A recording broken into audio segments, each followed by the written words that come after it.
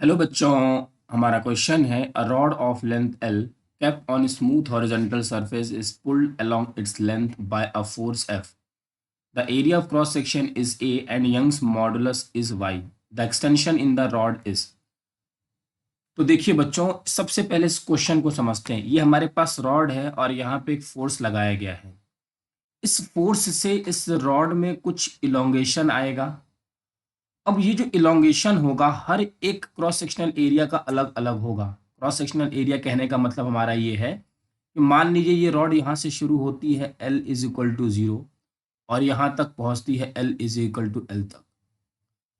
तो अगर यहाँ से किसी x डिस्टेंस पर हमने एक एलिमेंट कंसीडर कर लिया, ये वाला एलिमेंट, और इसकी थिकनेस हमने कह दिया इसकी लेंथ dx है, तो उसी तरीके से यहाँ पे बहुत सारे एलिमेंट होंगे जिसकी लेंथ dx होगी। यहाँ भी बहुत सारे ऐसे करके एलिमेंट होंगे। ठीक है, तो ये जो सारे एलिमेंट है यहाँ पे dx, हर एक dx एलिमेंट का जो इलोंगेशन होगा वो क्या होगा, अलग अलग, क्योंकि हर एक लेंथ पे जो फोर्स है वो अलग अलग हो रही है। ओवरऑल इस रॉड पे फोर्स F है। तो हम किसी एक एलिमेंट पे फोर्स कैलकुलेट करेंगे और एक रॉड का और एक एलिमेंट का, ये जो रॉड है ना हमारी, एक एलिमेंट का हम इलोंगेशन देखेंगे और सबको 0 से लेके L तक क्या कर देंगे, इंटीग्रेट कर देंगे, आंसर आ जाएगा। तो देखिए बच्चों, हमारे पास एक फॉर्मूला है, Young's modulus is equal to stress upon strain.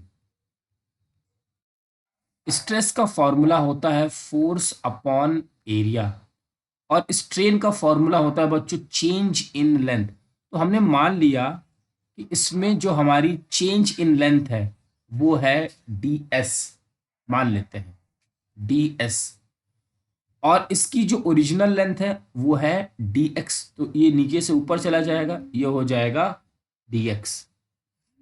अब y इज इक्वल टू हमारा, y is equal to f dx upon a ds। अब बच्चों ये जो फोर्स है, ये फोर्स इस पे लगने वाला कितना होगा, इस एलिमेंट पे लगने वाला कितना फोर्स होगा, अभी हमने बताया सभी एलिमेंट पे लगने वाला फोर्स अलग अलग होगा।